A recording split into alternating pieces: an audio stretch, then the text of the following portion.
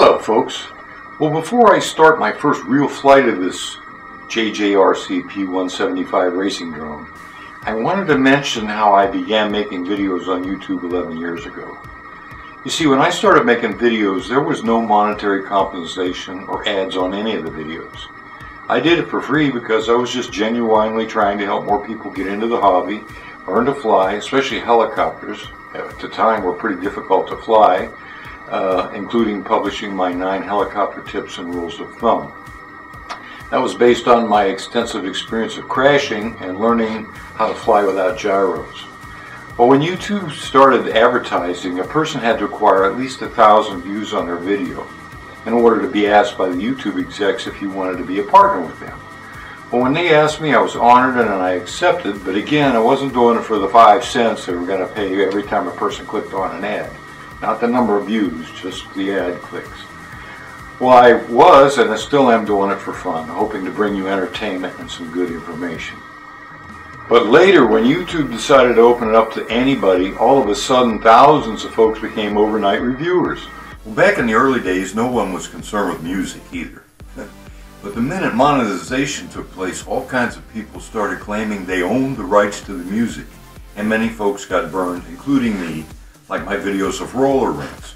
You know, innocent videos, but where the music was no longer allowed on the video. Also, I use Magic software to make my videos, and they have ways to produce and make your own music on there for the video, but alas, that's no longer allowed either, as someone that claims the music is now copyrighted too. So some of it's allowed on your videos, but the so-called owner of the music gets the money, not the video producer. Well, I even asked the owner of Magic Software and they said it was out of their control and they actually don't even know who owns those music rights. It just happened. Well, YouTube has replaced the music or banned over 100 of my original videos, making them pretty much unwatchable. So learning from that experience, I had to use YouTube music or make my own music, which I used to do a lot. Well, I watched many reviews of reviewers who would just simply open the box saying what was inside but never actually flew them either. To me, that's like a person who reviews simulators but never actually flew the real models.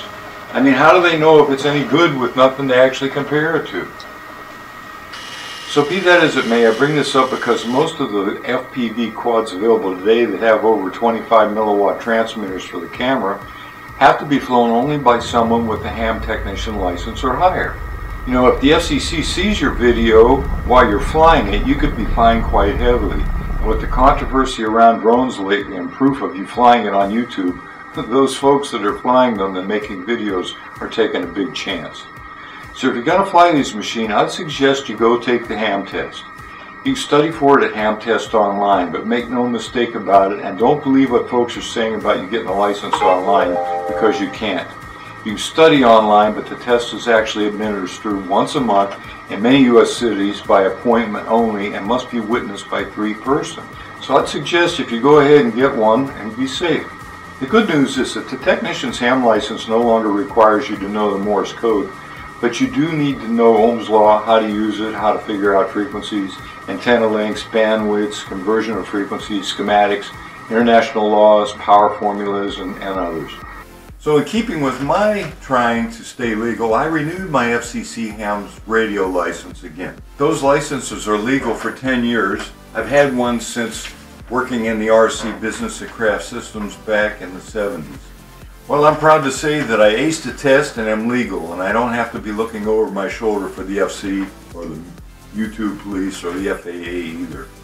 So I can actually fly machines like this JJRC P175 racing quad. I actually flew it before, you may have seen the video, but you see it actually has an onboard switch, and you can switch between 25 milliwatt or 600. My new Blade Torrent 110 does not, and if you're going to fly it for video, you're going to need a ham license. My legal review of it's coming up soon, so stay tuned for that. The Blade Inductrix is legal because this is only a 25 milliwatt output.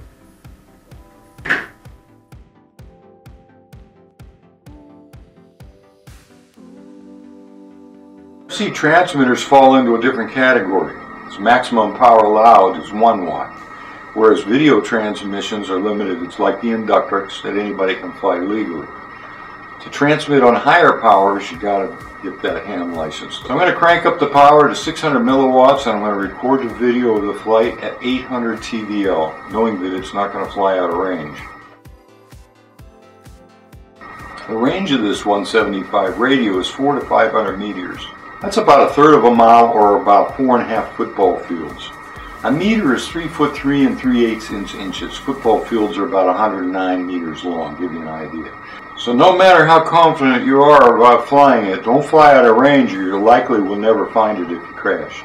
This particular machine actually has a beeper on it to help find it and throw the switch if you lose it.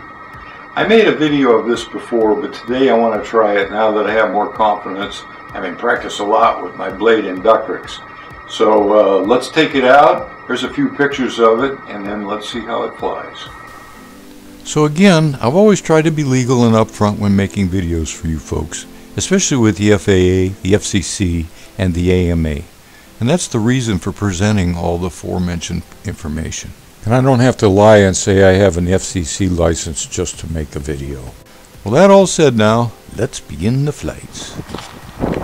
Okay, it's a little bit breezy out here today. I'm going to fly the P175 Racing Quad FPV. This will be like the third time I've ever flown it. I put these floats on it because it's set on the battery and it's set level. So here we go.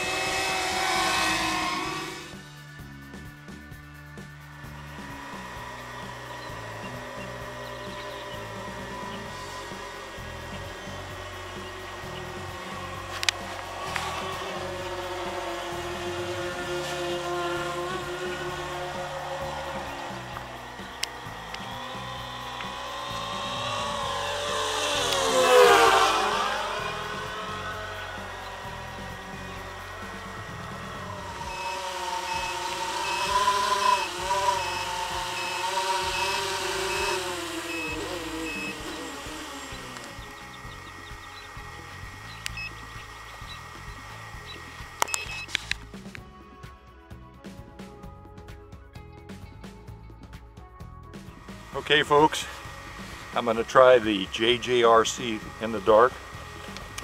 I am the NightFlyyer. This is Night FPV with the headlight on. So let's give it a shot.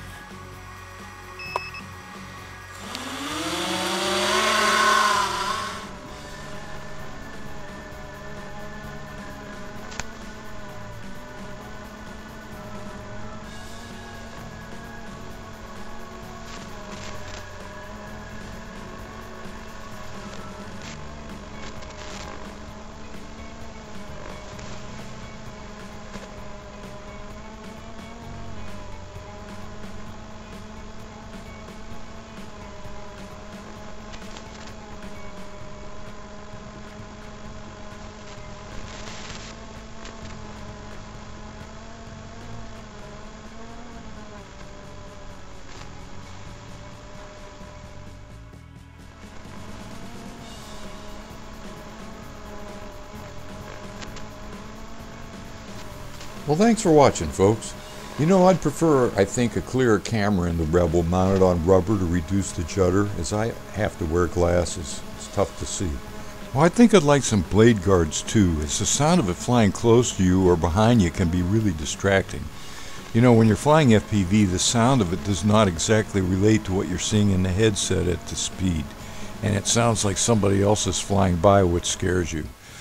So if you're up to this kind of excitement, this is not a bad entry-level machine by any means. But this thing hauls ass, and it's not for the faint of heart.